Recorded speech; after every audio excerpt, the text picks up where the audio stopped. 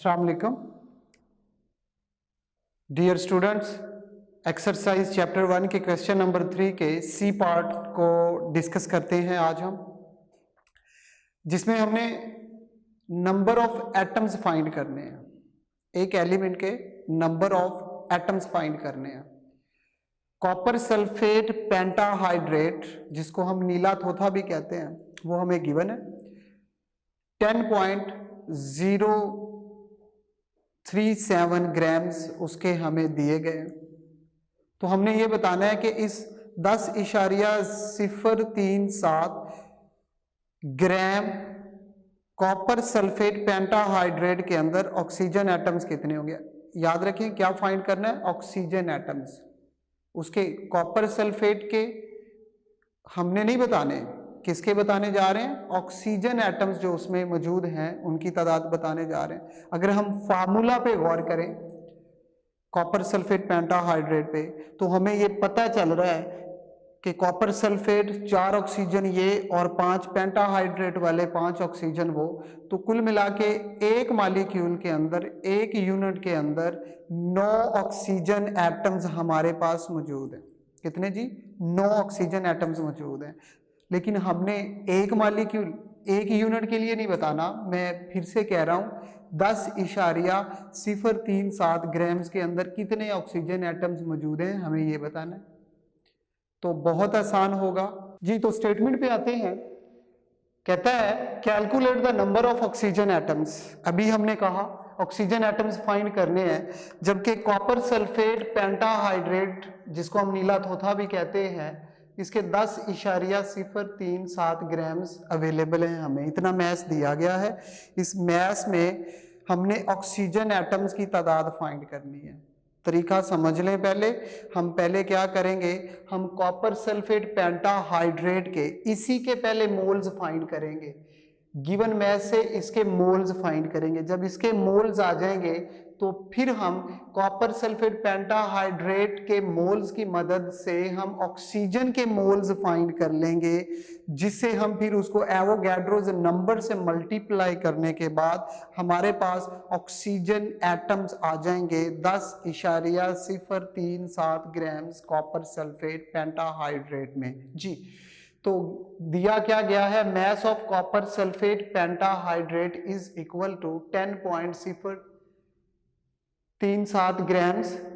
ये हमें मैस दिया गया है कॉपर सल्फेट का, जबकि मोलर मैस या जिसको हम मॉलिक्यूलर मैस कह सकते हैं वो क्या है हमारे पास कॉपर सल्फेट पेंटाहाइड्रेट का। सबसे पहले कॉपर है तो कॉपर का एटॉमिक मैस 63.5, सल्फर है 32 आ जाएगा, O4 ऑक्सीजन के 4 एटम्स, तो मल्टीप्लाई होने के बाद 64 आ जाएगा, प्लस 5 ये वाला आ जाएगा। और एक वाटर मॉलिक्यूल की बात की जाए तो उसका मॉलिक्यूलर मैस 18 होता है, वो इससे मल्टीप्लाई, इन सब को कैलकुलेट किया जाए प्लस और मल्टीप्लाई करने के बाद पता चलता है कि कॉपर सल्फेट का मॉलिक्यूलर मैस 249.5 ग्राम पर मोल है। तो ये हमारे पास आ गया जी।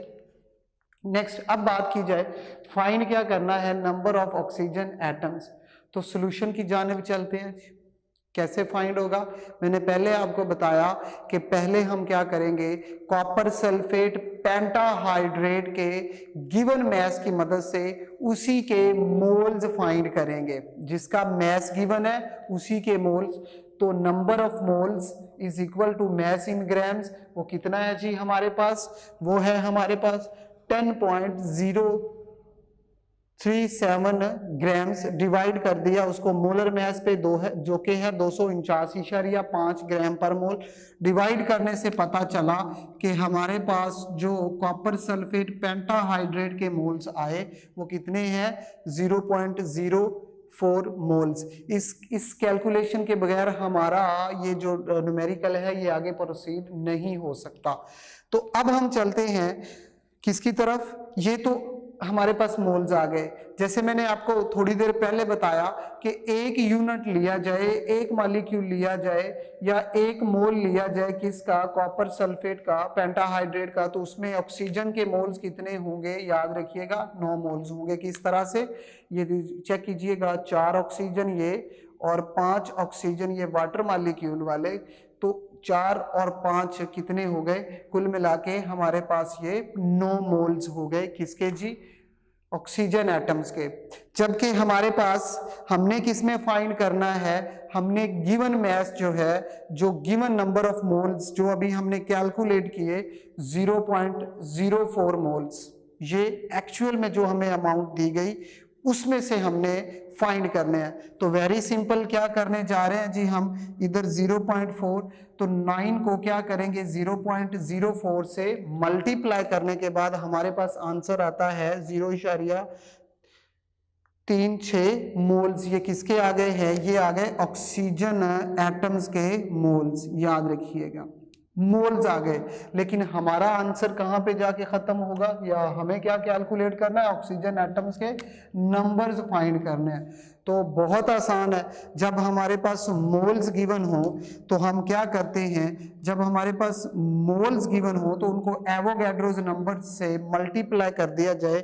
6.02 इंटू 10⁻23 को 0.36 से मल्टीप्लाई किया तो हमारे पास आंसर आता है 2.18 ज़रब 10 की पावर 23 एटम्स। तो ये है हमारा आंसर। हमें पता चल गया कि अगर 10.037 ग्राम कॉपर सल्फेट दिया गया हो तो उसमें ऑक्सीजन एटम्स हमें मालूम करने हो तो वो ये उनकी इतनी तादाद अवेलेबल होगी।